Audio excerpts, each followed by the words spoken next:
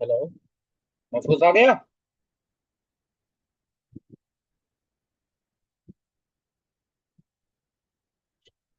ठीक लग रहा है। महफूज आवाज आ रही है।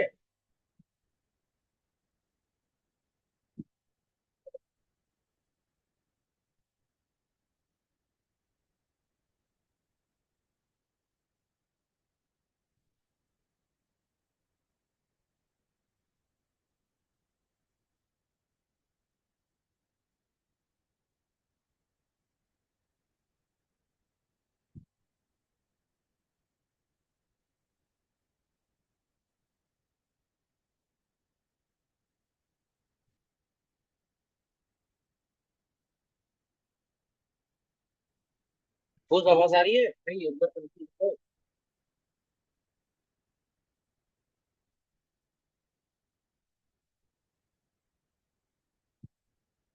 ठीक है।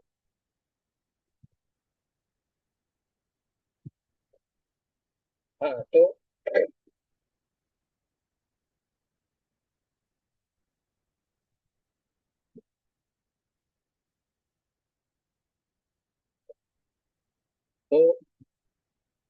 Let's start. तो लास्ट सेशन में हम लोगों ने ये देखा था ना कि मोंगोडीबी में डेटा को किस तरीके से रिप्रेजेंट किया जाता है, करेक्ट है कि नहीं? यही किया था अपन ने। एक बार कंफर्म कर दो, यही किया था कि नहीं था, है ना? अरे यही तो था कि डेटा को किस किस फॉर्म में रिप्रेजेंट किया जाता है, सोप में, रेस्ट में।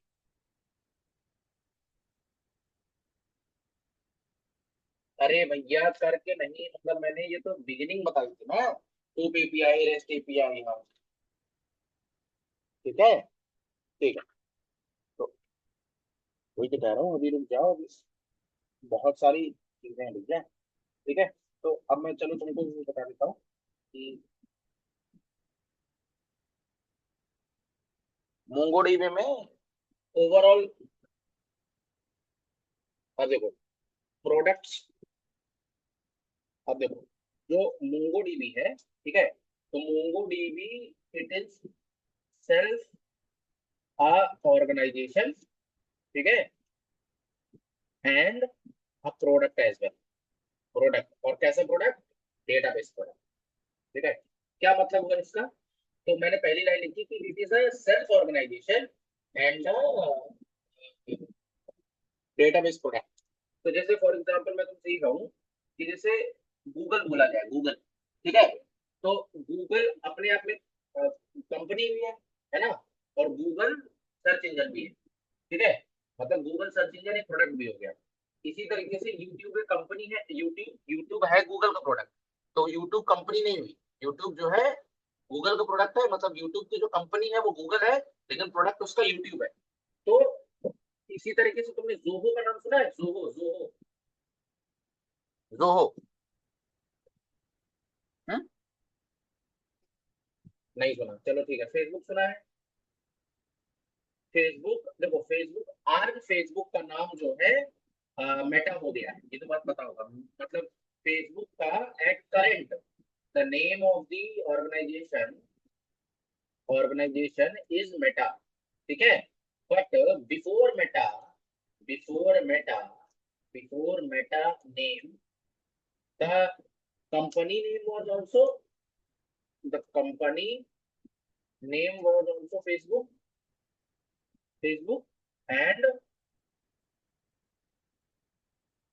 and product, that is social app product was also Facebook, सही है?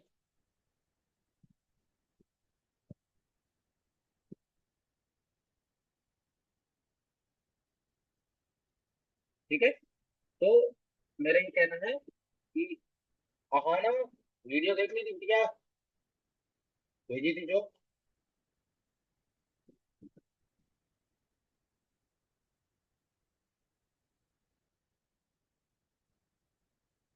अहाना पूछ रहा हूँ, वीडियो देख ली थी जो भेजी थी मैंने, रिकॉर्डेड। हाँ भाई, उस दिन जो रिकॉर्ड हुआ था ना, उसी की वीडियो भेजी। नहीं एक्स्ट्रा नहीं था, उसी इसी का वीडियो था, मतलब मैं रिकॉर्ड कर ही ले रहा हूँ बिकॉज जरूरी है, ठीक है, इसलिए रिकॉर्डिंग में भी लगा दिया है। तो देखो मैं ये बता रहा था कि जैसे मोंगो डीबी है, तो मोंगो डीबी जैसे फेसबुक था, तो फेसबुक में करंट का नाम, जैसे फेसबुक में करंट में ऑर्गेनाइजेशन का नाम मेटा हो गया है। बट इससे जब मेटा नेम नहीं बना था, तो इससे पहले क्या था कि फेसबुक कंपनी भी था और फेसबुक का प्रोडक्ट भी था, ठीक है। अब इन्होंने मेटा क्यों बनाया? मेटा इसलिए बनाया था क्योंकि फेसबुक ने मल्टीपल प्रोडक्ट्स लॉन्च कर दिए। जैसे पहले फेसबुक बस चलता था, बाद में फेसबुक ने क्या लॉन्च किया, फेसबुक ने इंस्टाग्राम भी लॉन्च कर दिया, इसके बाद फेसबुक ने व्हाट्सएप को भी एक्वायर कर लिया। तो उसके अंदर तीन प्रोडक्ट हो गए, एक व्हाट्सएप भी हो गया, फेसबुक भी हो गया, और साथ ही साथ इंस्टाग्राम भी हो गया। अब क्या होता है कि व्हाट्सएप के लिए अलग कंपनी बनानी पड़ती, और फेसबुक के नाम से फेसबुक की कंपनी कंपनी तो थी ही, और इसके बाद इंस्टाग्राम नाम से अलग इंस्टाग्राम नाम की कंपनी बनाना पड़ता है, ठीक है, या तो तीन अलग अलग कंपनी बनाते हैं, ठीक है। और दूसरा कॉन्सेप्ट क्या हो जाता कि अगर व्हाट्सएप को फेसबुक में डाल देते और इंस्टाग्राम को फेसबुक में डाल देते, तो ये सही नहीं लगता। तो इसी तरीके से क्या किया गया कि इन्होंने फिर एक कंपनी का नाम बनाया जिसका नाम था मेटा। तो मेरे कहने का तात्पर्य यहाँ पर यह है कि बहुत सारी ऐसी कंपनीज हैं जिनकी कंपनी का यानी ऑर्गेनाइजेशन का नाम भी वही होता है, और उनका जो कंपनी होती है वही प्रोडक्ट भी होता है। जैसे फॉर एग्जांपल तुमने सेल्स फोर्स का नाम सुना होगा, सेल्स फोर्स। तो Salesforce it is a product also, it is a product also, and it is a what, it is a organization, ठीक है। इसी तरीके से ओरेकल, तो ओरेकल क्या है, डेटाबेस भी है, it is a database as well, database as well, and company also, correct, company और organization, ठीक है। तो ये गेम है। तो इसी तरीके से जैसे मैं यहाँ पे बताना चाह रहा था कि जो मोंगो डीबी है, मोंगो डीबी भी अपने आप में कंपनी है, और इसके मोंगो डीबी एक कंपनी भी है, मतलब एक सेल्फ ऑर्गेनाइजेशन भी है, और प्रोडक्ट भी है। अब प्रोडक्ट कौन सा, डेटाबेस प्रोडक्ट, ठीक है। तो ऐसा नहीं कि मोंगो डीबी सिर्फ डेटाबेस प्रोडक्ट बनाता है, जैसे ओरेकल भी सिर्फ डेटाबेस नहीं बनाता, ओरेकल मल्टीपल प्रोडक्ट्स बनाता है। इसी तरीके से मोंगो डीबी का मेजर प्रोडक्ट, ठीक है, one of the major product तुम्हारा डेटाबेस है। इसके अलावा मोंगोडीबी में all other products are also there, ठीक है। तो एक नोट लिख देता हूँ, ठीक है, don't consider that MongoDB only makes, MongoDB is just database, database, ठीक है। It has database is one of their product, database is one of their product. मतलब अगर डेटाबेस के पॉइंट ऑफ व्यू से कहूँ, तो डेटाबेस मतलब मोंगोडीबी, डेटाबेस मोंगोडीबी में डेटाबेस, मतलब मोंगोडीबी का डेटाबेस एक प्रोडक्ट है उनका, उसमें मल्टीपल प्रोडक्ट्स पॉसिबल, ठीक है। तो अब मैं बताता हूँ मोंगो इकोसिस्टम, मोंगो इकोसिस्टम। अच्छा इकोसिस्टम क्या होता है, पता है, जैसे ईवीएस में पढ़ा होगा, what is the meaning of ecosystem. तो इकोसिस्टम में क्या होता है कि एक इकोसिस्टम वो होता है जिसमें मल्टीपल तरह तरह के ऑर्गेनिजम्स, है ना, मल्टीपल तरीके के ऑर्गेनिज्म, जैसे कि क्या हो गया, जैसे कि तुम्हारा ट्रीज हो गए, ह्यूमन बींग्स हो गए, एनिमल्स हो गए, ठीक है। तो ये सब आपस में क्या होते हैं, एक दूसरे के साथ इंटरेक्ट करते हैं, इंटरडिपेंडेंसी होती है। तो ये सारा का सारा जो इंटर रिलेशन है ना, इसी को बोलते हैं इकोसिस्टम। तो मतलब ये एक सिस्टमैटिक पूरा एक ऑर्डर्ड सिस्टम है, ठीक है, उसको बोलते हैं क्या, इकोसिस्टम, ठीक है। तो इन्वायरमेंट में जितनी भी चीजें एक दूसरे के साथ इंटरकनेक्टेड होती है उसे इकोसिस्टम बोलते हैं। तो इसी तरीके से sir what is the meaning of Mongo ecosystem. तो मोंगो इकोसिस्टम का मतलब ये है कि all those product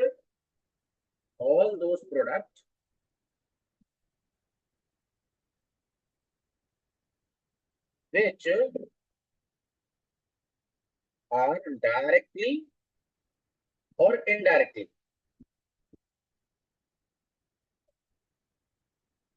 part of MongoDB, part of MongoDB community is said to be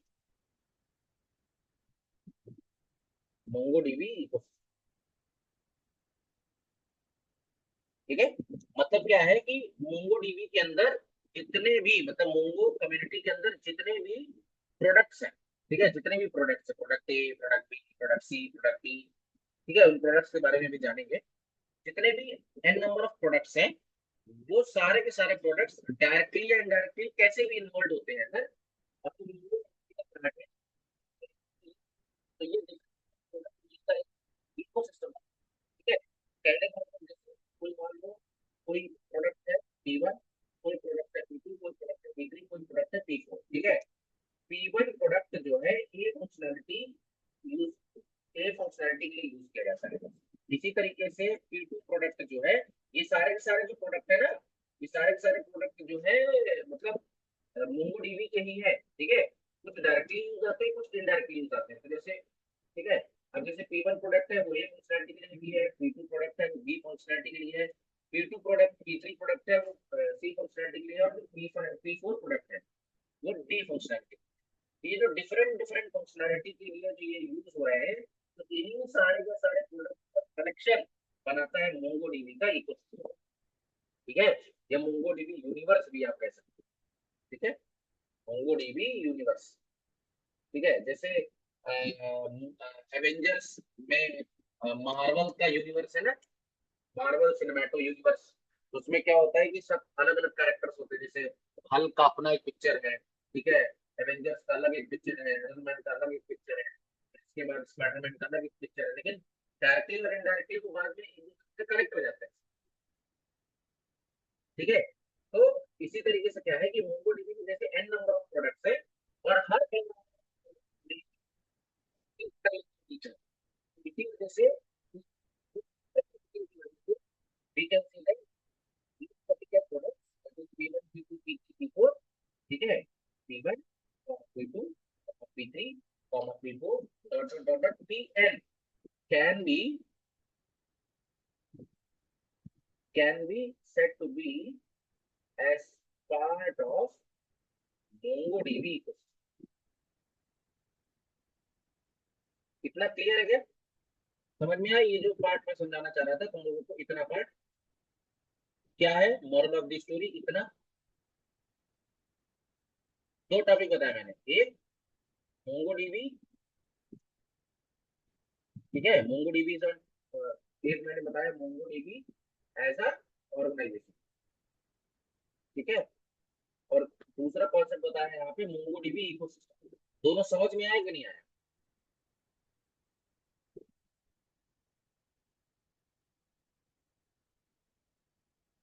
क्या समझ में आया?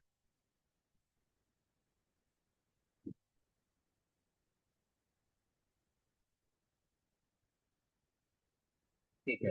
मोंगो इकोसिस्टम क्या है? हम्म। हाँ बेटिया, रिकॉर्ड हो रहा है, दिख नहीं रहा क्या? हाँ, रिकॉर्ड में सर्च करूंगा क्योंकि MongoDB बताऊँ क्या? क्वेश्चन पूछना है वो तो बताओ। क्वेश्चन पूछा है Mongo ecosystem क्या क्या?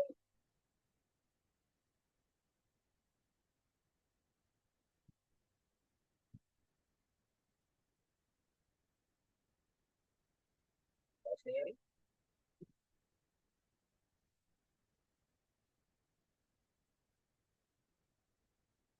नहीं, फंक्शन तो मैंने नहीं बोला, फंक्शन तो नहीं बोला।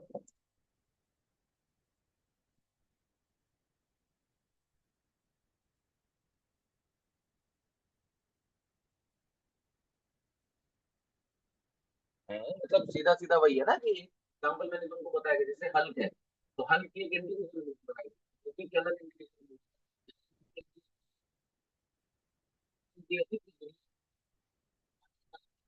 एक साथ आ जाए, मुझे केस के लिए ना मुझे डेटा के लिए टेबल बना रखा होगा। फिर इसी तरीके से मान लेते हैं कि विजुअलाइजेशन के लिए अलग बना रखा होगा, मोबाइल मोबाइल डिवाइसेस के लिए कुछ अलग कॉन्सेप्ट बना रखे होंगे, इंपोर्ट एक्सपोर्ट के लिए अलग बना रखा होगा, क्लाइंट पे काम करने के लिए अलग बना रखा होगा, सर्वर पे काम करने के लिए अलग बना रखा होगा, डिफरेंट डिफरेंट लेवल्स पे डिफरेंट डिफरेंट टाइप्स के प्रोडक्ट बना रखे होंगे।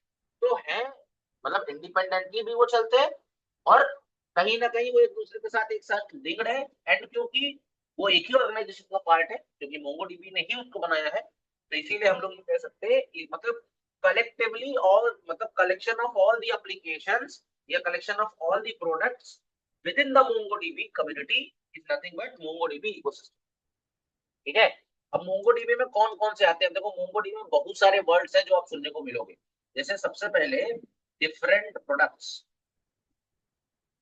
Of MongoDB। देखो सबसे पहले आता है MongoDB कम्युनिटी सर्वर या MongoDB सर्वर। कैसे, सबसे पहले क्या आता है MongoDB सर्वर, फिर आता है MongoDB क्लाइंट, फिर आता है MongoDB क्लस्टर,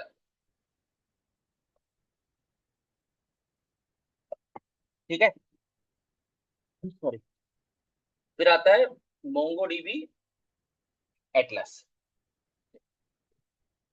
तो ये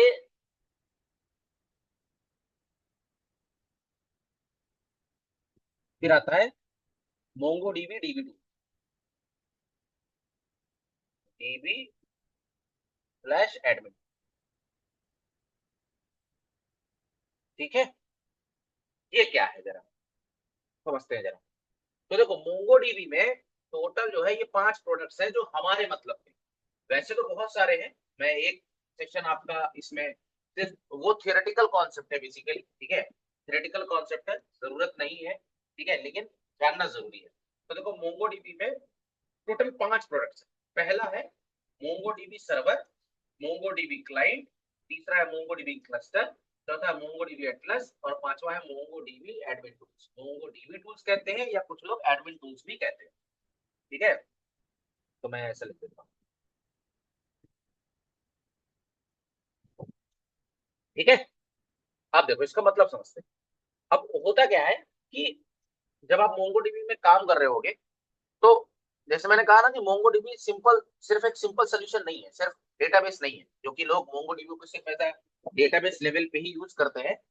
तो इसीलिए सबको लगता है कि यार MongoDB सिर्फ डेटाबेस, ऐसा नहीं है, क्योंकि डिफरेंट डिफरेंट कंपनी में है। अब जैसे एक कॉन्सेप्ट है जैसे हडूप है, तो हडूप में अगर आपको अनस्ट्रक्चर्ड डेटा के साथ काम करना है तो MongoDB is the best solution, ठीक है। MongoDB is the best solution अगर आप हडूप में जाते हो, बिग डेटा टेक्नोलॉजी के साथ जाते हो। अब वहां पर सिर्फ और सिर्फ मोंगो डेटाबेस बस काम नहीं करेगा, वहां पर MongoDB के क्लस्टर्स का भी जरूरत पड़ेगा, MongoDB के क्लाइंट्स की भी जरूरत पड़ेगा, MongoDB क्लाउड की भी जरूरत पड़ेगा, ठीक है, समझ रहे हो कि नहीं। तो कहने का सीधा सीधा तात्पर्य ये है कि सर MongoDB सर्वर और MongoDB क्लाइंट, मतलब इन पांचों के पांचों टूल्स का मतलब पता होना चाहिए आपको, ठीक है, कौन सी चीज कब लगेगी आपको पता होना चाहिए। तो सबसे पहले आता है MongoDB सर्वर। तो MongoDB देखो सर्वर क्या होता है, ठीक है। तो it is a type of service, it is a type of service, you can say it is a type of product, कह लेता it is a type of product, ठीक है। It is a type of product, type of, अरे, type of product such that if you want to install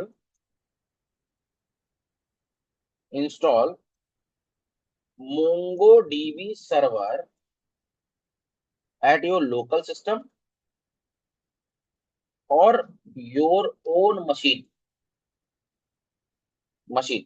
basically ये जो machine हो सकता है आपका खुद का वर्चुअल मशीन हो सकता है, वर्चुअल सर्वर। ये आपका खुद का वर्चुअल सर्वर हो सकता है, या इसी को बोलते हैं सेल्फ होस्टेड सर्वर, ठीक है। It is a kind of IaaS service. IaaS service का नाम सुना है? अगर पता है तो बताओ, वरना मैं आगे बढ़ूँ। हाँ, इसका मतलब होता है इंफ्रास्ट्रक्चर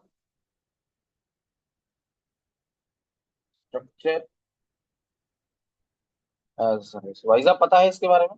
वाइजा, हाँ ना। चलो थोड़ा सा एक आइडिया बता देता हूँ, वरना फिर, ठीक है, नोट याद रखना, नोट में बता देता हूँ, ठीक है। देखो दे, अ, देखो we know that we know, देखो,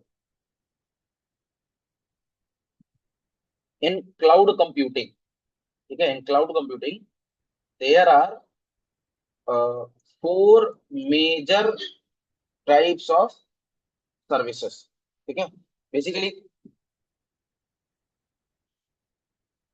4 होती है, बास भी होता है, बास बास बास भी। हाँ, ठीक, अरे आपने सुना है इसका मतलब ये थोड़ी ना कि एग्जिस्ट नहीं करती, और दिखा देता हूँ।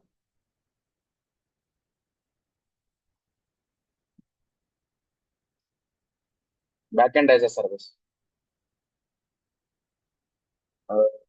ये देखो, बास इन क्लाउड, क्या लिखा है, ठीक है। बेसिकली जो क्लाउड फ्लेयर का नाम सुना होगा, क्लाउड फ्लेयर होता है, इसी तरीके से फायर फायर बेस का नाम सुना होगा, देखो, फायर बेस, फायर बेस तो बहुत पॉपुलर है। फायर बेस का देखो क्या लिखा है, साफ साफ बोला होगा, fire base is a backend, लिखा है, set of backend cloud computing. तो बैकएंड क्लाउड कंप्यूटिंग का मतलब क्या हुआ, बासी तो हुआ, ठीक है। अरे तो भाई, तो वही, कुछ तो फायदा मिलेगा ही मेरे से पढ़ने का, ऐसा थोड़ी ना, ठीक है।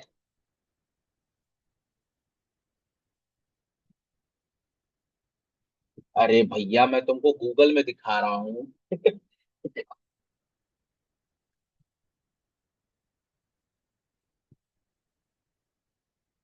हाँ तो ठीक है, ये तभी मैं बता दे रहा हूँ, ठीक है, क्योंकि ये सब, इससे पहले कि मैं ये पॉइंटर्स इन सब में ऐड करूँ कि कौन किस टाइप की सर्विस है, इसीलिए पहले है कि मैं बता देता हूँ कि क्लाउड कंप्यूटिंग का बेसिकली कॉन्सेप्ट क्या होता है। देखो देखो, जनरली ऐसा होता है कि जैसे एक सिनेरियो बताता हूँ, ठीक है, let us consider a scenario, एक सिनेरियो बताता हूँ, ठीक है, सिनेरियो बताता हूँ। ये सिनेरियो ऐसा है कि मान लो, जैसे जैसे सेल्स के जो पर्सन होते हैं, अब जो सेल्स पर्सन होते हैं, sales person has to travel, ठीक है, travel at different different locations, different different locations, ठीक है, for X Y Z company. तो अगर एक बंदा है कोई सेल्स का, ठीक है, या मान लो आप भी सेल्स में काम कर रहे होगे, और आपको कंपनी के काम से, आप एक्स वाई जेड कंपनी में काम कर रहे हो, और कंपनी के काम की वजह से आपको डिफरेंट डिफरेंट हिंदुस्तान के डिफरेंट डिफरेंट लोकेशंस में, कभी हैदराबाद, कभी पुणे, कभी बैंगलोर, कभी लखनऊ, कभी चेन्नई, ठीक है, अलग अलग, मतलब आप पूरे इंडिया में घूमते रहते हो। नो डाउट कंपनी आपको उसका पैसा देती है, ठीक है, ट्रैवलिंग अलाउंस आपको मिलता है, ठीक है, बट आपको डिफरेंट डिफरेंट लोकेशंस में ट्रैवल करना पड़ता है, और ये सेल्स वालों के लिए बहुत कॉमन बात है, ठीक है, ये आपको पता होगा। तो जो साइट लोकेशंस में जाते हैं या क्लाइंट से मिलने जाते हैं, क्लाइंट को ऑनबोर्ड करते हैं, क्लाइंट से फीडबैक और सर्वे वगैरह करते हैं, उनका यही काम रहता है कि डिफरेंट डिफरेंट लोकेशंस में डिफरेंट डिफरेंट क्लाइंट के साथ मीटिंग्स करें और सेल्स को लेके आए, ठीक है, कन्वर्जेंस लेके आए, यही सारा का सारा उनका काम होता है बेसिकली, नीड्स के पॉइंट ऑफ व्यू, मार्केटिंग और सेल्स के पॉइंट ऑफ। मैं सेल्स का एग्जांपल इसलिए ले रहा हूँ क्योंकि जो इंजीनियर्स होता है उनका ऑन साइट काम ही होता है, मतलब वो उनको एक टेबल चेयर दे दी जाती है और वहीं बैठते हैं वो, ठीक है, उनको घूमना फिरना नहीं पड़ता इधर उधर, समझ रहे होगे, ठीक है। तो वो डेस्क जॉब होती है, इसीलिए मैं सेल्स और मार्केटिंग वाले पर्सन के एग्जांपल बता रहा हूँ ताकि तुम इस क्लाउड कंप्यूटिंग के कॉन्सेप्ट को समझ पाओ। तो ये भी बताऊंगा कि क्लाउड कंप्यूटिंग में जो टर्म क्लाउड है ये कहाँ से आया है, वाई क्लाउड कंप्यूटिंग ही क्यों बोला गया, हम लोगों ने क्लाउड कंप्यूटिंग का ही रेफरेंस क्यों लिया है, इसका रीजन भी बताऊंगा। तो जैसे कोई सेल्स का पर्सन होता है तो वो डिफरेंट डिफरेंट लोकेशंस में एक्स वाई जेड उसको कंपनी भेजती रहती है। अब क्या होता है कि जाहिर सी बात है कि अब वो ही has to stay he has to stay for 2 to 3 days at every location, उसको हर लोकेशन में 2 से 3 दिन रुकना पड़ जाता है, ठीक है। तो प्रॉब्लम क्या होता है कि जब उसे 2 से 3 दिन हर अलग अलग लोकेशन में रुकना पड़ता है, तो what is a possible solution for his accommodation. Accommodation मतलब समझते हो, रहने के लिए, मतलब खाने के लिए तो वो कहीं भी खा लेगा, ढाबे में खा लेगा, ठीक है कि नहीं, 5 स्टार होटल में खा लेगा, बना भी सकता है, मतलब बनाया ना 2 3 दिन के लिए तो नहीं बनाएगा ऑब्वियसली, तो कहीं भी खा सकता है, वो बड़ी बात नहीं है। बट पॉइंट यहाँ पर ये है कि जब उसे 2 3 दिन रुकना है तो वो क्या करेगा, बताओ क्या लगता है, विल ही बाई, इसके पास 2 ऑप्शन है, बाई अ फ्लैट, ठीक है, बाई ए फ्लैट, एक फर्स्ट ऑप्शन है, बाई ए फ्लैट। ठीक है। दूसरा, चलो एक काम ये भी करते हैं कि 2 से 3 दिन ना करके 2 to 3 डेज और मंथ्स कर देते हैं। ठीक है, मंथ्स कर देते हैं, क्योंकि 2 या 3 दिन के लिए तो ऑब्वियसली कोई नहीं खरीदेगा। लेकिन जब मंथ्स की बात करते हैं तो when he by a flat, ठीक है, और रेंट अ फ्लैट, क्या क्या क्या ऑप्शन होगा बताओ। ऑब्वियसली आप कहोगे सर सोल्यूशन, है ना, sir obviously rent a flat, because उसको अलग अलग लोकेशन पे जाना है। तो जब उसको अलग अलग लोकेशन पे जाना है तो ये तो पॉसिबल नहीं है भाई, अब कोई अंबानी के फैमिली का हो तो बात अलग है। ठीक है, जैसे फॉर एग्जांपल मैं बताऊं, मेरे यहाँ, मैं जब अभी मैं, जैसे मैं अपने कंपनी का हाल बताऊं तो मेरा एक दोस्त था, ठीक है। तो जब हम लोग सब लोग ड्रॉप लेते हैं ना, तुम लोगों ने भी ड्रॉप लिया होगा ATBIT की तैयारी करने के लिए, कंपटीशन एग्जाम की तैयारी करने के लिए, हम तो जनरली लोग अपना घर छोड़ के डिफरेंट डिफरेंट लोकेशंस में जाके, कोई कानपुर जाता है, कोई कोटा जाता है, कोई जयपुर जाता है, कोई दिल्ली जाता है। तो सब अलग अलग लोकेशंस पे जाते हैं और सब लोग पीजी या रेंट में ही लेते हैं। बट हमारे बैच में एक दोस्त था, और मेरे साथ अभी भी कंपनी में काम करता है, तो ही वॉज लाइक काफी वेल्दी था वो। तो उसके साथ सीन क्या था कि जब टेंथ में उसके पापा, मतलब टेंथ में उसके पापा ने जब उसको कोटा भेजा 2 साल के लिए, तो कोटा में उसके लिए फ्लैट ही खरीद लिया। मतलब प्रॉपर उसके लिए फ्लैट, रेंट पे नहीं, फ्लैट ही खरीद लिया उस जगह पे। ठीक है। फिर इसके बाद वो लखनऊ गया, मतलब वहां पे जब नहीं हुआ तो लखनऊ में जब गया, तो लखनऊ में अ, उसको जो है महिंद्रा वगैरह की कोचिंग करनी थी, SSC बैंकिंग की। तो SSC बैंकिंग की उसको तैयारी करना था, तो कपूरथला एक जगह है, तो पता होगा लखनऊ में, कपूरथला एक जगह है। तो कपूरथला में एक अपार्टमेंट था, तो वो अपार्टमेंट ही उन्होंने उसको खरीद के दे दिया कि बेटा पड़े रहो यहीं पर और आराम से खाओ पियो, और सर दर्द खत्म हो जाएगा। तो अब अगर आपके पास इतना पैसा है कि आप डिफरेंट डिफरेंट लोकेशन पे जाके if you can buy the flat, then it is okay. Otherwise सबसे बेस्ट जो फिजिबल सोल्यूशन यही है कि भाई एक ओनर है, ठीक है, एक ओनर है, owner has already already paid for flat. ठीक है, मतलब एक ओनर है जिसने ऑलरेडी फ्लैट खरीद रखा है। अब आपको उसमें जितने दिन के लिए रहना है, आप उस हिसाब से उसको फ्लैट का रेंट दीजिए और उसको आप उसको यूज करिए। करेक्ट, यही एक सही तरीका होता है। इसी तरीके से क्या होता है कि देखो, we know that we know that we know that our system, our जो सिस्टम होते हैं, our system is not suitable for performing heavy task. ठीक है, पहली बात तो ये हैवी टास्क परफॉर्म नहीं कर सकता। ठीक है, पहला क्वेश्चन। दूसरा जो है, these are not automated systems, these are not automated systems, ये ऑटोमेटेड सिस्टम्स नहीं होते। ठीक है। दूसरा क्या है कि we can not run them we can not run them 24।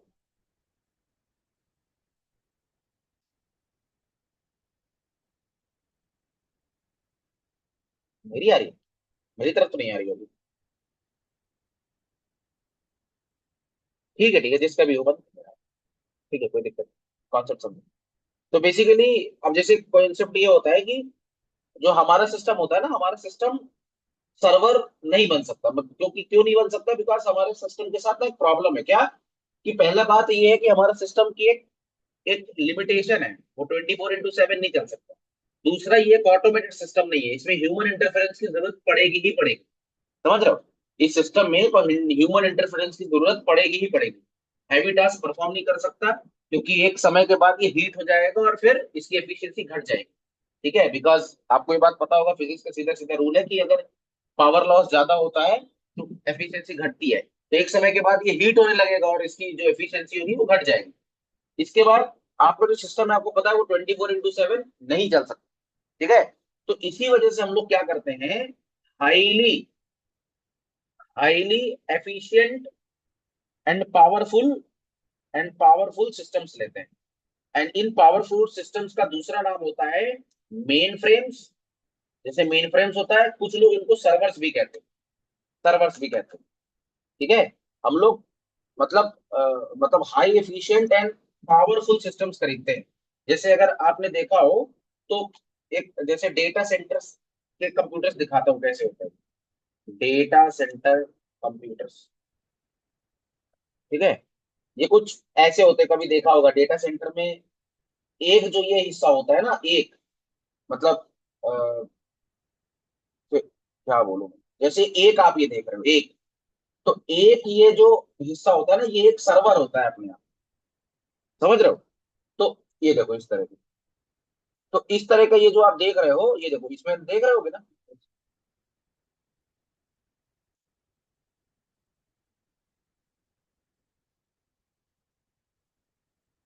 ये देखो। तो बेसिकली ये जो आप देख रहे हो, ये सर्वर है एक, मतलब एक दो देखो, ये सब बंद है, तो एक दो तीन चार, ये चार मिलकर एक सर्वर बना रहे हैं। तो तुमको क्या लगता है इसकी कॉस्ट क्या होगी? अच्छा, इनकी स्पेसिफिकेशन कैसी होती है, लोग क्यों इन्हें खरीदते हैं? इनकी स्पेसिफिकेशन ऐसी होती है कि जो आवर सिस्टम जो होता है, हमारा सिस्टम जो होता है, it is only one user, उसके साथ मतलब we can connect one user at a time. ठीक है, हम सिर्फ एक यूजर एक बार में कनेक्ट कर सकते हैं। ठीक है, ज्यादा से ज्यादा इसकी रैम कितनी होगी भाई? 8 GB। ठीक है, 16 GB रैम हो सकती है। बट जो ये सिस्टम्स होते हैं ना, जो ये सर्वर्स होते हैं, सर्वर्स का जो सर्वर होते हैं, ये सर्वर की जो रैम होती है ना, वो कुछ ऐसे होती है। रैम हो गई मान लो 256 GB रैम। ठीक है, रोम जो होगी, रोम मतलब रैंडम एक्सेस मेमोरी, आपकी कितनी होती है? जो आपकी हार्ड डिस्क होती है, HDD या SSD, वो होती है ज्यादा से ज्यादा 8 TB आप खरीद सकते हो। ठीक है, सॉरी, 1 TB ले सकते हो, ज्यादा से ज्यादा 2 TB ले लोगे। ठीक है, मैं कहता हूँ बहुत पैसा लगा लोगे तो 3 TB ले लोगे, 5 TB ले लोगे, इससे ज्यादा तो नहीं खरीद पाओगे। ठीक है, बहुत अच्छे सिस्टम लोगे तो 1 TB 2 TB 5 TB तक मिल सकता है।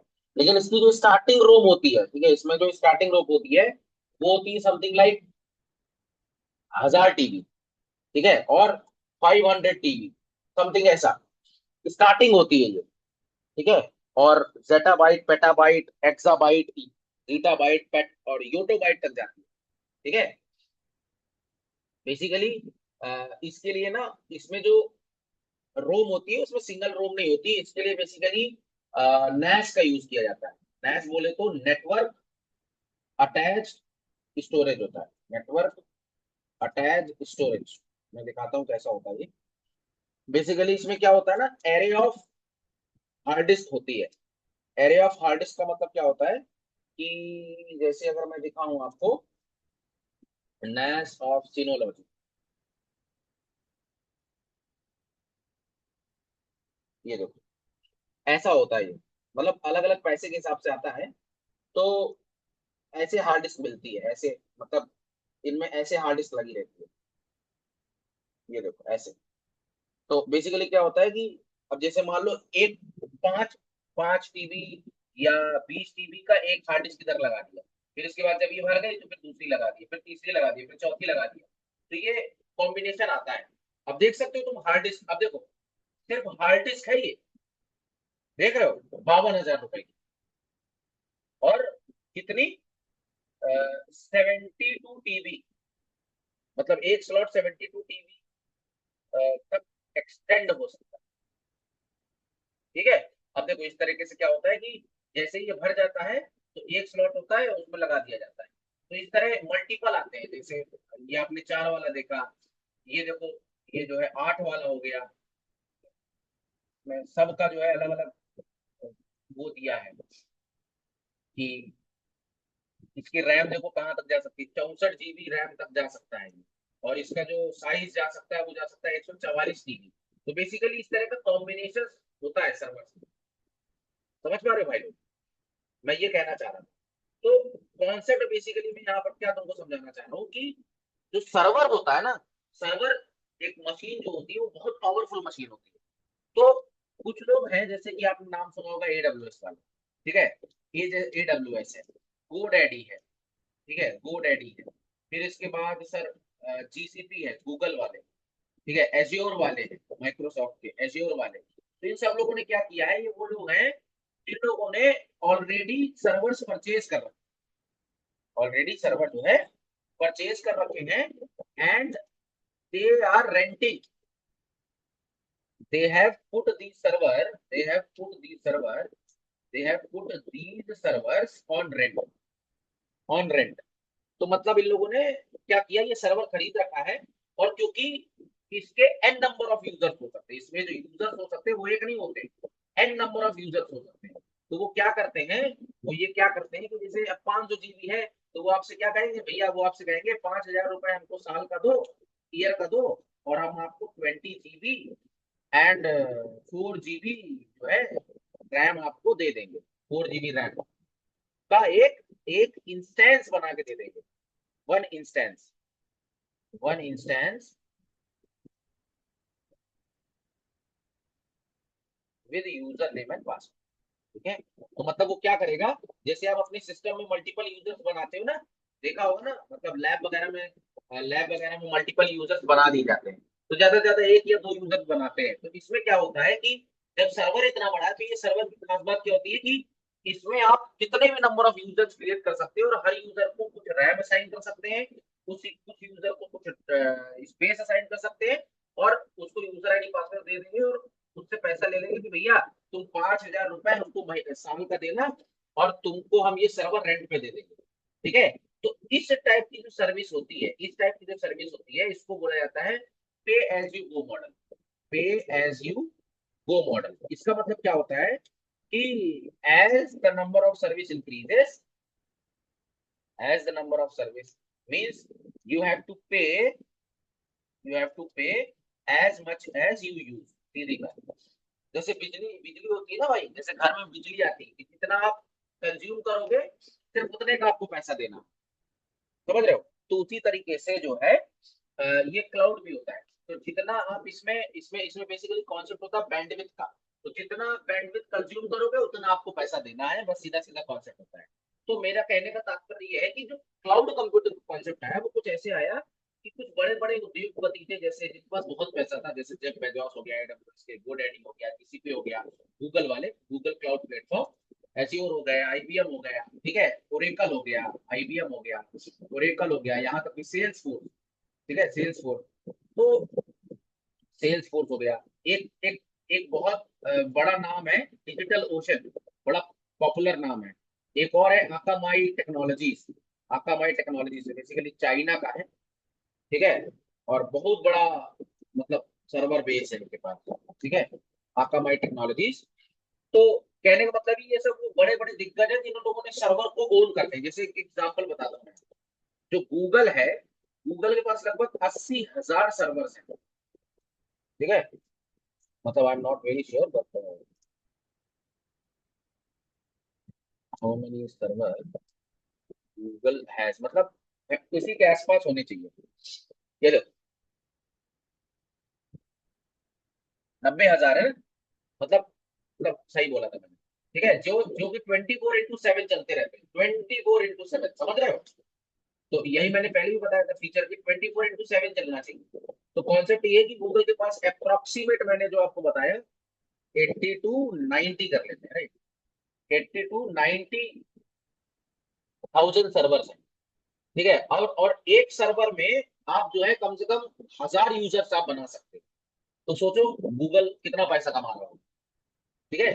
तो मेरा सीधा सीधा कॉन्सेप्ट ये है कि कुछ लोग हैं जिन लोगों ने सर्वर्स को ओन कर रखा है, और वो लोगों को जो है एक एक वर्चुअल सर्वर प्रोवाइड कर देते हैं। कैसा प्रोवाइड करते हैं, वर्चुअल सर्वर क्रिएट करके दे देते हैं, वर्चुअल वर्चुअल सिस्टम क्रिएट करके दे देते हैं, वो which can be accessed, which can be which can be accessed from anywhere in the world, from anywhere in the world। अब जैसे गूगल ड्राइव है, तो गूगल ड्राइव में आप अपना रिज्यूम अपलोड कर दीजिए, और जहां भी मन करे वहां पर आप डाउनलोड कर लीजिए। जब गूगल ड्राइव नहीं हुआ करता था तो लोग क्या करते थे, अपने मेमोरी कार्ड में रिज्यूम लेके घुमा करते थे, या पेन ड्राइव में रिज्यूम लेके घुमा करते थे। अब क्या करते हैं लोग, अपने मेल में डाल देते हैं, ड्राइव में डाल देते हैं। पेन ड्राइव वाला कॉन्सेप्ट पहले तुम लोगों ने किया होगा कभी, जब ड्राइव वगैरह का कॉन्सेप्ट इतना ज्यादा पॉपुलर नहीं था, ठीक है। अब सब लोग मेल और ड्राइव पे रख लेते हैं। तो ये क्या है, क्लाउड का ही तो कॉन्सेप्ट है सारा का सारा, भाई बस समझे।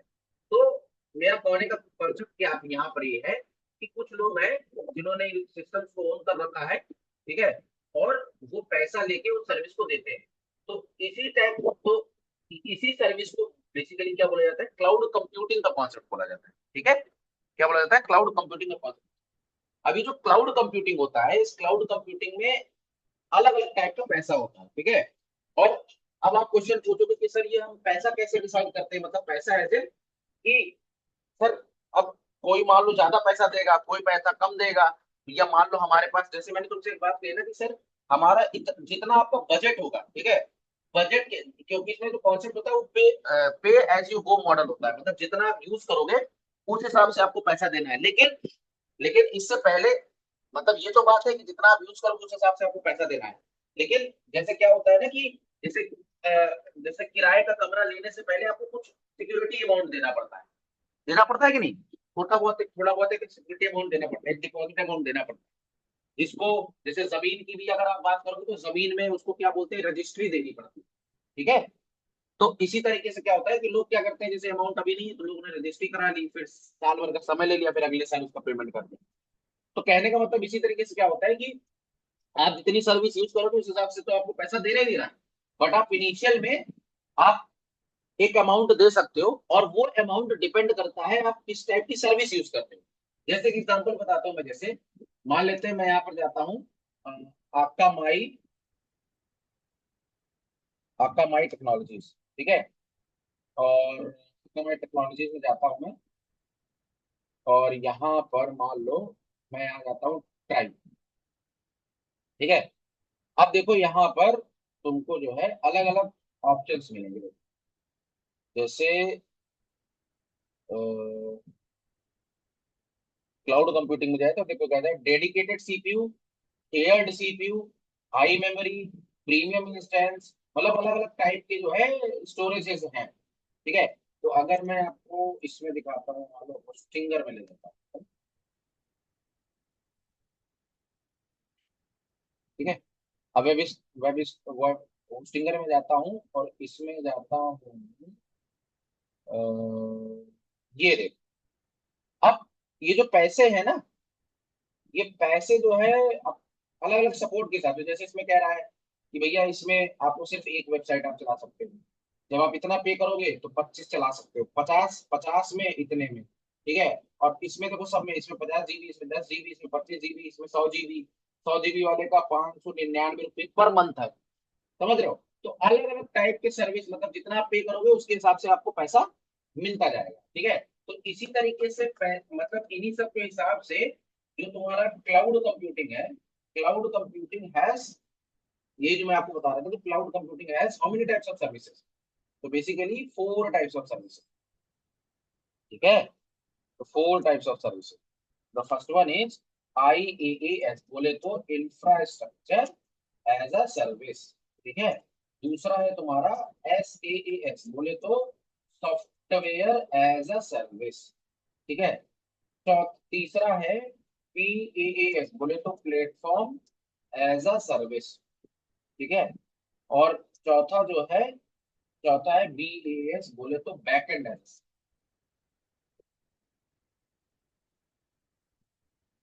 ठीक है। फर्क बता देता हूँ क्या होता है।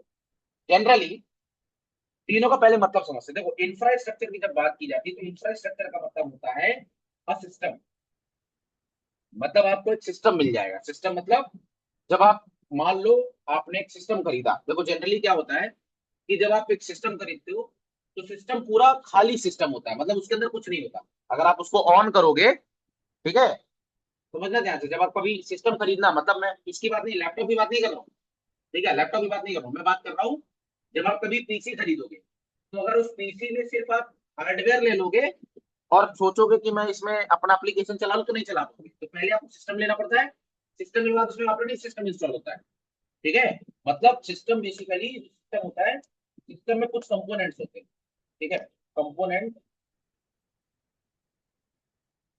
ऑफ अ वर्क स्टेट, इसके हिसाब से समझाता हूँ, ठीक है। ठीक है, एक component of the work system, तो पहले उसमें क्या होता है, हार्डवेयर, हार्डवेयर्स होते हैं, ठीक है, हार्डवेयर्स, सीपीयूज, नेटवर्क्स, है ना, नेटवर्क्स होता है, फिर ड्राइवर्स होता है, समझ रहे हो ये सब। ठीक है, दूसरा मतलब बेसिकली नेटवर्क्स होते हैं, ड्राइवर्स होते हैं, रैम होती है, रोम होती है, ये सब, ठीक है, प्रोसेसर होता है, ग्राफिक्स होता है। तो आप क्या करते हो कि आप कहते हो सर कि हमको ना ये चाहिए, तो जब आप ये खरीदते हो तो सिर्फ इतना खरीदने से काम हो जाएगा क्या? नहीं, उसमें फिर आपको ऑपरेटिंग सिस्टम इंस्टॉल करना, करेक्ट, मतलब उसमें आपको बायोस भी इंस्टॉल करना पड़ेगा, इसके बाद ऑपरेटिंग सिस्टम इंस्टॉल करना पड़ेगा, और इसके बाद उसमें आपको इंस्टॉल करना पड़ेगा ड्राइवर्स। कैसे ड्राइवर्स? जैसे कि भाई नेटवर्क ड्राइवर्स हो गया, साउंड ड्राइवर्स हो गया, है ना, ग्राफिक ड्राइवर्स हो गया, जैसे, ठीक है, ग्राफिक ड्राइवर्स हो गया, वाईफाई ड्राइवर हो गया, समझ रहे हो, वगैरह वगैरह, ठीक है। फिर तीसरा, तो अब तो ये हो गया operating system. Operating system install करने के बाद फिर आता है सॉफ्टवेयर इंस्टॉलेशन। अब सॉफ्टवेयर इंस्टॉलेशन में क्या आता है सर? सॉफ्टवेयर इंस्टॉलेशन में जैसे फॉर एग्जांपल एमएस वर्ड, ठीक है, एमएस ऑफिस, ठीक है, वीलैन मतलब वीएलसी मीडिया प्लेयर, समझ रहे हो कि नहीं, ऐसा, ठीक है। और चौथा तो है, तो बेसिकली ये तीन जो कॉन्सेप्ट है इन्हें बोला जाता है, तो ये तीन कंपोनेंट होते हैं किसी भी वर्क स्टेशन, ठीक है। तो अब आप अगर कहते हो, ठीक है, जैसे मैंने तुमको बताया कि जो सिस्टम होता है वो किसी और के पास होता है, ठीक है, तो मतलब जो सर्वर होते हैं, जैसे जैसे फॉर एग्जाम्पल एडब्ल्यूएस की बात करते हो, तो एडब्ल्यूएस वालों के पास तुम्हारा रियल सर्वर होगा, रियल और फिजिकल सर्वर, आपको फिजिकल सर्वर, ठीक है। और फिजिकल सर्वर मतलब ये फिजिकल सर्वर इन्होंने कहीं किसी ऑफिस में रखा होगा, बेसिकली उसको हम बोलते हैं डेटा सेंटर, मतलब डेटा सेंटर बोलते हैं, एक डेटा सेंटर इन लोगों ने एडब्ल्यूएस वालों ने बना रखा होगा जहां पर ये फिजिकल सर्वर्स रखे होंगे। अब इसके बाद ये लोग क्या करेंगे, ये फिजिकल सर्वर का एक क्या बनाएंगे, यूजर बनाएंगे, यूजर नेम और पासवर्ड बनाएंगे, और इसी को एक्सेस करने के लिए आपको एक पैनल दे दिया जाएगा। क्या दे दिया जाएगा? पैनल। इस पैनल को बोलते हैं होस्टिंग पैनल। क्या बोलते हैं? होस्टिंग पैनल, ठीक है। जिस होस्टिंग पैनल का आप करोगे क्या कि जैसे ही आप उस होस्टिंग पैनल पर लॉगिन करोगे यूजर नेम और पासवर्ड से, तो आप इसको जो है एक्सेस करने लग जाओगे, किसको? इस फिजिकल सर्वर, ठीक है। तो ये जो है बेसिकली, जो यहाँ पर आप देख रहे हो, ये जो आप देख रहे हो, ये एक वर्चुअलाइजेशन, क्या है? वर्चुअलाइजेशन, वर्चुअलाइजेशन, वर्चुअलाइजेशन का मतलब क्या है कि एक्चुअल में आप जो है उस सर्वर को नहीं आप छू पाओगे, मतलब फिजिकली आप उसको एक्सेस नहीं कर पाओगे, लेकिन आप उसके सारे के सारे फीचर्स को एक्सेस कर सकते हो, फिजिकली आप उसको टच नहीं कर सकते, ठीक है। बट इसके सारे के सारे फीचर्स, मतलब जैसे रैम कितनी है, नेटवर्क क्या है, किससे कनेक्शन बनाना है, ये सारी की सारी चीजों को आप इसको क्या कर पाओगे? एक्सेस कर पाओगे, समझ पा रहे हो? तो ये तो ऐसा कुछ कॉन्सेप्ट होता है। तो बेसिकली क्या होता है कि इस वर्क स्टेशन मतलब आप इस वर्क स्टेशन को तो कभी नहीं एक्सेस कर पाओगे, आपको सिर्फ ये वर्चुअलाइजेशन मिलेगा। अब इस वर्चुअलाइजेशन यानी कि ये जो पैनल आपको मिला है, इसको बेसिकली आप बोल सकते हो, कुछ लोग इसको होस्टिंग पैनल बोलते हैं, कुछ लोग इसको जो है एडमिन पैनल बोलते हैं, मतलब कुछ लोग इसको सी पैनल भी बोलते हैं, सी पैनल, ठीक है, कंट्रोल पैनल भी बोलते हैं, क्लाउड कंट्रोल पैनल, ठीक है, तरह तरह के नाम है, उससे अपन को मतलब नहीं है। तो मैंने यहाँ पर एग्जांपल लिया एडब्ल्यूएस का। सेम चीज happens with Azure as well, same चीज happens with GoDaddy as well, ठीक है। आप चाहो तो मैं आपको दिखा सकता हूँ, ठीक है, तो ये मैं आपको दिखा दूंगा, ठीक है। तो ये बेसिकली ये आपको सिस्टम मिलता है, ठीक है, जिसके पास अपना एक रैम होगा, ठीक है, जिसके पास कुछ कुछ एक्स अमाउंट ऑफ रैम होगा, कुछ वाई अमाउंट ऑफ जो है जीबी ऑफ जो है नेट वो होगा, मतलब स्पेस होगा, फिर आई नोड्स होंगे कुछ, ठीक है, फिर इसके बाद आई नोड्स होंगे, मतलब ये सब नेमिंग कन्वेंशन है बेसिकली क्लाउड कंप्यूटिंग के, ठीक है। एक्स अमाउंट ऑफ रैम होगी, वाई अमाउंट ऑफ जीबीज होगा, Z amount of I nodes होंगे, ठीक है। फिर इसके बाद सर अपन कह सकते हैं कि एन एस मतलब मिली सेकेंड्स, मतलब एन मिली सेकेंड्स, आप बोल सकते हो N number of milliseconds of, या आप बोल सकते हो N number of request per user नाम से बैंडविड्थ होगी आपको।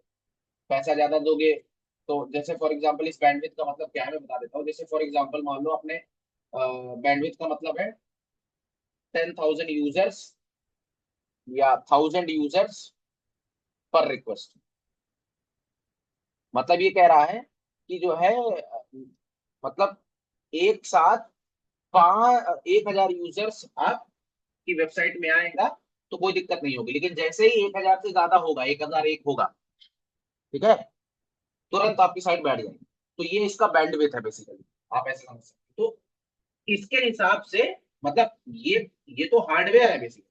तो इस हार्डवेयर का ही एक कॉपी आपको मिलती है जिसकी सेम प्रॉपर्टी नहीं होगी, जो कि ये जो प्रॉपर्टी आपको मिलेगी इसका कुछ हिस्सा होगा, ठीक है। और ये हिस्सा कैसे डिसाइड होता है? ये डिसाइड होता है कि आप कितना पे करते हो, ठीक है। तो ये भी जो आपको मिलेगा as per the amount you have paid,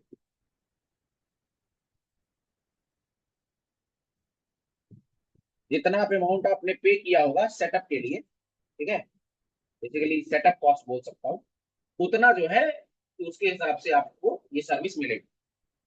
तो अब होता क्या है कि यहाँ पर मैं ये बताना चाह रहा हूँ कि जैसे आपने कहा कि सर, मतलब आपने अब AWS वाले से कहा कि भैया हमको ना एक काम करो, तुम सिर्फ सर्वर दे दो, उसमें ऑपरेटिंग सिस्टम ना इंस्टॉल करो, सर्वर दे दो। तो जब सर्वर आप ले लेते हो, मतलब एक सर्वर की जब आप कॉपी ले लेते हो, तो एक तरीके से आपने फिजिकल सर्वर ही ले लिया। जब आपने फिजिकल सर्वर ले लिया तो आप इसका मतलब इसका मतलब क्या है? आपके पास ज्यादा कंट्रोल है कि नहीं? मतलब एक तरीके से क्या कर दिया, you have owned a copy of the server, copy of the server. तो आपने जब सर्वर की एक कॉपी ले ली है तो आप ही रिस्पॉन्सिबल होगे, you will be responsible for everything, for everything. मतलब आप इसमें ऑपरेटिंग सिस्टम भी इंस्टॉल करोगे, ठीक है, इसमें आप ड्राइवर्स भी मैनेज करोगे, ठीक है, यहाँ तक कि सिक्योरिटी भी आप ही मैनेज करोगे एंड बैकअप भी आप ही मैनेज करोगे, ठीक है। और इसके बाद क्योंकि सब कुछ आपको मैनेज करना है, ठीक है, और क्योंकि आपने पूरा का पूरा सिस्टम ही आपको दे दिया है, तो ठीक है, एंड और ये पूरी तरीके से प्राइवेट हो जाता है, ठीक है। ये जो सर्वर होता है ये पूरी तरीके से प्राइवेट टू ओनर होता है, मतलब प्राइवेट टू द यूजर होता है।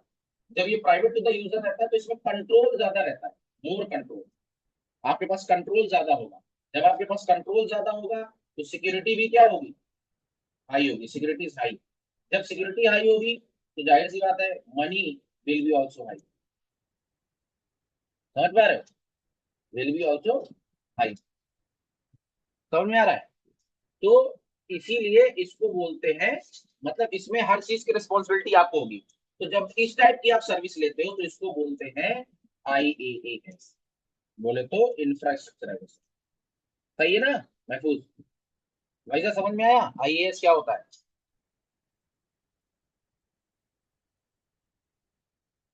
हाँ, चलो तो एक बार दोबारा पढ़ना आ जाएगी, ठीक है। फिर आता है SAS। अब देखो, अब SAS में क्या होता है? SAS, अब देखो जो ये वाली जो चीज है ना ये रिलेटेड है IaaS, ये वाली जो चीज है ये रिलेटेड है SAS, SAS नहीं बोलेंगे, PAS। और ये जो रिलेटेड है ये रिलेटेड है SAS, ठीक है, दूसरा कॉन्सेप्ट। तो ये हो गया IAS का। अब इसके बाद आप कहते हो कि सर, मतलब इसका पैसा बहुत ज्यादा है यार, IAS का पैसा बहुत ज्यादा है। एक काम करिए कि आप मुझे इंस्टेंस मत दीजिए, मतलब आप मुझे मशीन मत दीजिए, आप मुझे क्या कर दीजिए, you just give me you just give me some platform some platform where I can run my application बस। जैसे महफूज ने उस दिन एक क्वेश्चन पूछा था क्लास में कि सर ये मैंने एक एप्लीकेशन बनाया तो मैं इसको होस्ट कैसे करूँ, ठीक है, याद है भाई साहब? ऐसा महफूज ने क्वेश्चन पूछा था। कि सर ये मैंने जो है वॉइस ट्रांसलेशन जैसा कुछ एक एप्लीकेशन बनाया है। अरे हाँ, जो भी है यार, वॉइस, हाँ, वॉइस वॉइस रिकॉग्निशन जैसा एक सॉफ्टवेयर बनाया है, तो ये आपका खुद का सॉफ्टवेयर था। एंड आप क्या चाहते थे, you wanted to host it. तो जब आप इसको होस्ट इट करना चाहते थे, तो बेसिकली आपको एक प्लेटफॉर्म चाहिए था, है कि नहीं, जहाँ पे आप इसको होस्ट कर पाए। तो होस्ट, तो जब आपको सिर्फ एक प्लेटफॉर्म चाहिए था होस्ट करने के लिए, तो जब आपको सिर्फ एक प्लेटफॉर्म चाहिए हो और सॉफ्टवेयर आपका खुद का, ठीक है, तो उसे बोलते हैं क्या, पीएएस, बोले तो प्लेटफॉर्म एज ए, आएगा समझ। उसके अब यहाँ पर क्या है, जब प्लेटफॉर्म आप एज ए सर्विस यूज करते हो, तो आपको आपको जो है, आपको आपको कुछ इंस्टॉल इंस्टॉल नहीं करना पड़ता, वो रेडी टू यूज होता है, ठीक है, it is ready to use,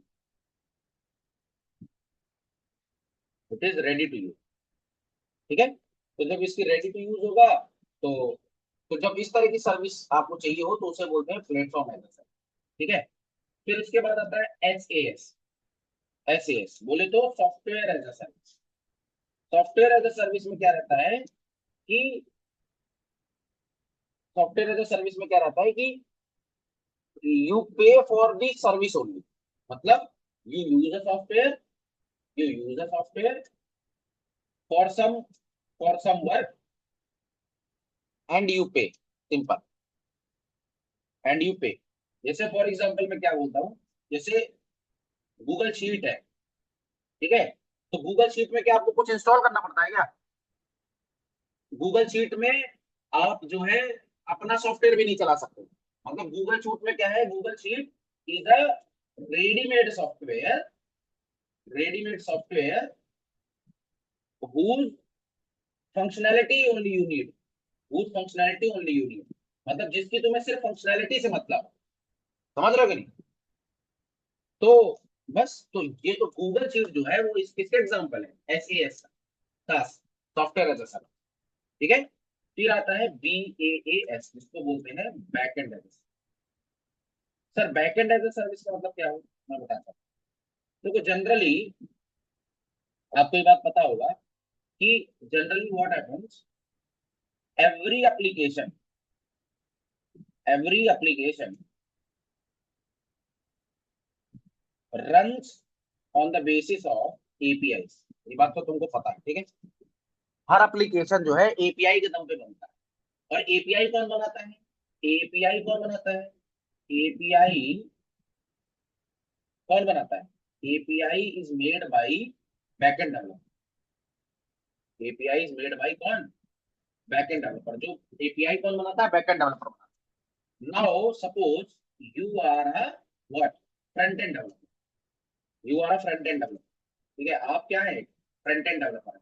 वैसे तो आप फुल स्टैक डेवलपमेंट कर रहे हैं, लेकिन जो बंदा, अब जैसे आप डेटाबेस भी पढ़ रहे हो, ठीक है, आप नोड भी पढ़ रहे हो, नोड भी पढ़ाए गए आपको, आपको जो है मैंने, ठीक है, तो मेरे कहने का सीधा सीधा मतलब ये है कि अगर आप सिर्फ फ्रंट एंड वाले होते, तो आप सिर्फ HTML CSS जावास्क्रिप्ट और रिएक्ट पढ़ते, फिर आपको डेटाबेस से कोई मतलब नहीं होता, आपको एपीआई से कोई मतलब नहीं होता, करेक्ट।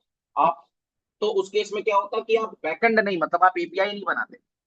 तो प्रॉब्लम ये है कि बिना एपीआई के तो आप कुछ काम भी नहीं कर सकते। तो पॉइंट ये है कि if you are a front end developer and you do and you have no knowledge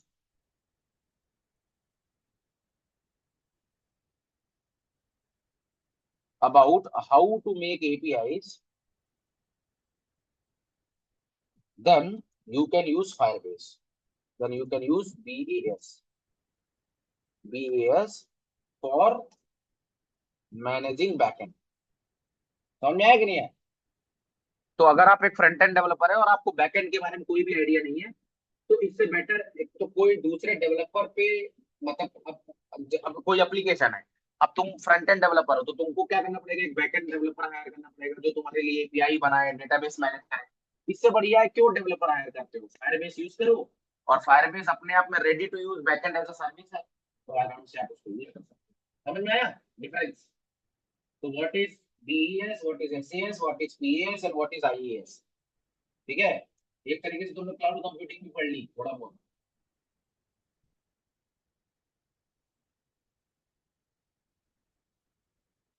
है कि नहीं महसूस?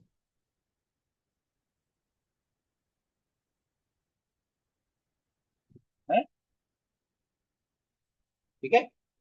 तो यही मैं कहना चाह रहा था। तो यहाँ पर अब आप इसको, इसका मतलब समझ में आ गया होगा कि it is a kind of IAS as a service. अब क्यों आईएएस एज अ सर्विस हुई? क्योंकि हम चाहते हैं कि हम अपने खुद, मतलब हमारे पास मशीन है, और मतलब हम चाहते हैं कि हम किसी दूसरे पे डेटाबेस नहीं रखना चाहते ओडीबी को, मतलब हम अपना डेटाबेस जो है किसी और के पास नहीं देना चाहते। हम चाहते हैं कि सारा का सारा जो डेटाबेस रहे वो हमारी मशीन पे रहे। करेक्ट। क्योंकि आपको कोई भरोसा नहीं है कि हो सकता है मोंगोडीबी वाले आपका सर्वर चुरा, मतलब आपका डेटा चुरा ले। अगर आप उनके सर्वर पे रखो, आपके आपको आपको लगता है कि भाई एडब्ल्यूएस वाले आपका डेटा चुरा लेंगे। तो अगर आपके पास खुद की मशीन है, अगर आपके पास खुद का सर्वर है, तो आप क्या कर सकते हैं, आप मोंगोडीबी सर्वर इंस्टॉल कर सकते हैं। और वो जो सर्वर होगा, मोंगोडीबी का जो सर्वर होगा, वो अब आपके सर्वर पे चलने लगे। समझ में आ गई बात? तो इसीलिए इसको हम आईएएस एज अ सर्विस बोलते हैं। क्लियर है? क्लियर है कि नहीं?